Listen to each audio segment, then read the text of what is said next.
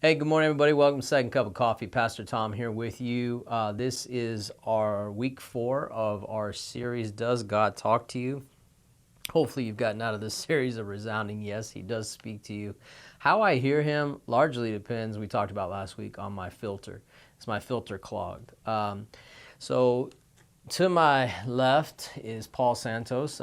He's been on the Second Cup of Coffee. He did a whole thing on rejection. You guys have seen him over the years. Wanted to have him back to have a conversation about this, around this topic in particular. And am I hearing, is my filter that I'm hearing through faith or fear? So God can speak something. God's always coming from a place of faith. But if my filter is fear, I could hear it completely different than what he said or where he's going, you know what I mean, or where he's going to take you or take me. And I want to go a little more practical than that. That can be a bit ethereal. We talked off camera. You made a comment to me. You said, God will speak to you and then be silent for 6 months. And then after 6 months, we feel like whatever he spoke has an expiration date because he hasn't done it. So let me just figure it out. Let me put whatever, how that is. And I think that's kind of analogous to going from faith. I hear it in faith. All right. Week 1, I'm still in faith. Week 2, maybe not as much, you know. Month 3, I'm like, you get to month 6, and now the filter, maybe even unintentionally, has gone to fear. God, did you say it? Did I hear you? Are you ever going to accomplish this? So I'm giving the kind of the springboard to kind of expand on that, just to have the conversation regarding around that, because I think you hit a really good point. There isn't an expiration date on his word. But there could be an expiration date on my faith. So how do you see that working? How do you see that? Not necessarily in your own life, but just generally. It is in my own life. I mean, those are things that happen. We hear words and they're prophetic and it's spoken and you're like, all right, cool, I'm on fire, Lord. I can't wait for that to happen tomorrow. And then 6 months later, you're going, is that still going to happen? You know? Yeah. And what you have to really do is you have to try to understand that God has already seen your future and where you're going and what you're moving towards. He knew about it before he set that promise there. And a lot of times within our own selves, we get to this point where we're like, you know, God spoke that, but this happened and this happened and this happened. And now I'm at this place now where I'm like, I don't know if, you know, that applies to all of this. He didn't know this. Yes, he did. He knew it was all going to happen. And if we just listen and have faith, then... Let me give you an example. In 2 Timothy 4, this is a scripture that's been turning over on me, I don't know, probably about 6 months or more.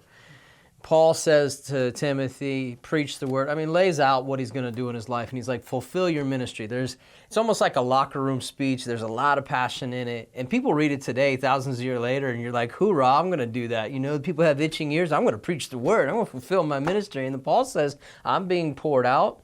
You know, this is what's going to happen to me. Get to verse 9 and say, be diligent to come to me. So basically he tells him in the first section, step into the pulpit. Oh, by the way, take a vacation. I've sent a guy to replace you. I want you to go get these things, including a coat for me. And so that's what I was hearing when you were saying, like, your 6 months kind of goes, I'm over here. What am I doing over here? Does this even apply to me? And I don't know what you hear in that. I think I take encouragement with it because sometimes there's purpose in your season that may not have anything to do with the promise, but you're still supposed to be there. Mm-hmm. Right? And speak to this if you can, because sometimes you're there for another person.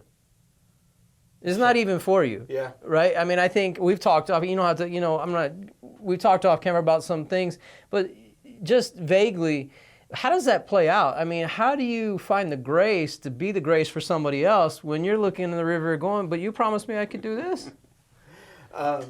Through some trials for me. Fair enough. It comes to a place of having to decide, all right, am I going to be obedient?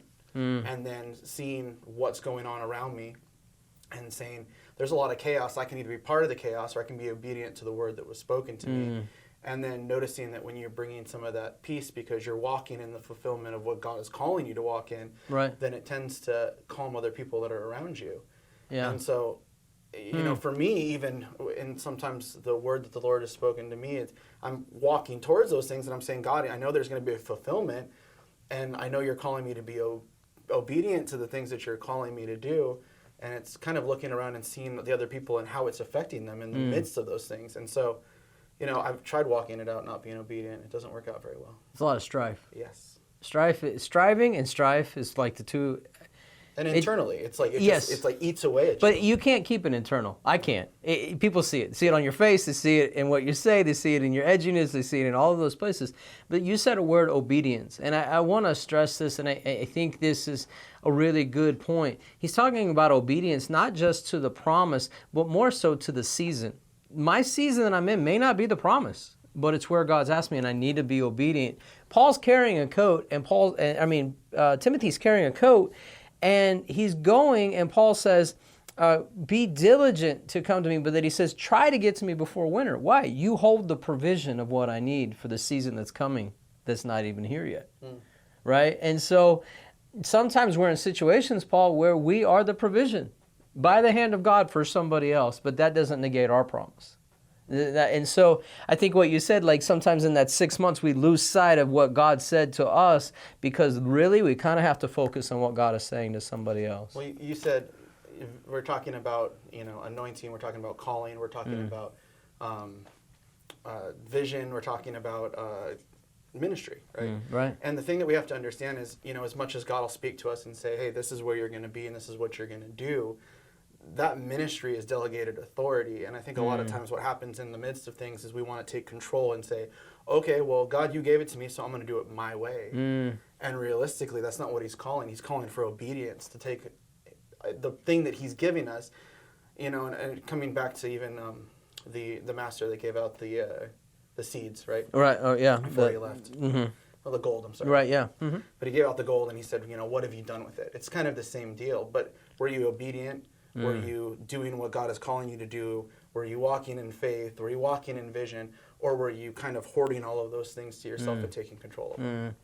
I want to end it with this, because you may be saying, well, I don't think it's fair. I don't think it's fair for me. I don't think it's fair for Timothy. Why would I get a promise and then get put someplace where, told to stand in the pulpit, I can't even get in the pulpit. Now I'm out on this road trip, picking up all this stuff. I'm carrying a coat in the middle of summer, trying to get to somebody before winter. I don't find that entirely fair.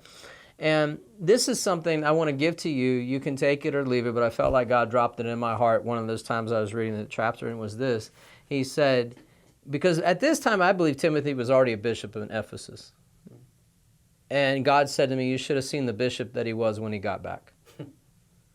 Because sometimes there's things in us that need to come out of us, and I don't mean in a bad way, that we don't realize is there. There's an extra gear of care, there's an extra gear of love for people, there's an extra gear of dying to myself that God has put in us. We don't even know it exists. And if we didn't walk it out through obedience, like Paul has laid out so clearly, we don't take it in our own hands, we don't get, we try not to walk in strife and all of those things.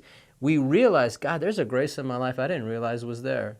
And you become better when you get back to the promise and God starts to unfold that. Hoping you guys are encouraged by that. If it encouraged you, please share it. Like us on Facebook, YouTube. We're on Instagram. We're on our app. You can find us a bunch of different places. Again, if it means something to you, share it. We love you. God bless you, and we'll talk to you soon.